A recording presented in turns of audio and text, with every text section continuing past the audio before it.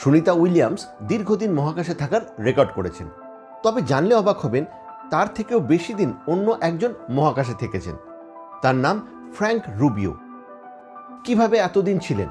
ব্যাপারটা এত কষ্ট যে পৃথিবীতে ফিরে আসার পর তারা ভালো করে হাঁটতে পারেন না, দাঁড়িয়ে থাকতে পারেন না।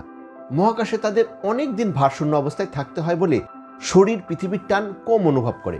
পৃথিবীতে ফিরে এলে অভিকর্ষজ টানকে মানিয়ে নিতে কিছুদিন সময় লাগে। তাই কিছুদিন এমন জায়গায় তাদের রাখা হয় যেখানে তারা মাটির টানের সাথে মানিয়ে নিতে পারেন। তাছাড়া মহাশূন্যে দীর্ঘদিন থাকলে হার্ট, রক্তচাপ, ক্যান্সার, পেশি শিথিলতা এই রোগগুলোর সম্ভাবনা বেড়ে যায়। সেখানে থাকা, খাওয়া, প্রতিদিনের কাজ করাগুলো খুবই কষ্টসাধ্য। এত বিপদ থাকা সত্ত্বেও ফ্র্যাঙ্ক রুবিও কতদিন ছিলেন জানেন? আমেরিকান এই মহাকাশচারী স্পেস স্টেশনে ছিলেন 371 দিন, মানে 1 বছর 6 দিন। সুনিতা উইলিয়ামস ছিলেন 286 দিন। এটা 9.5 মাসের মতো, এবং এটা কম নয়। কিন্তু এতদিন থাকা সত্ত্বেও তার স্থান 6 নম্বরে।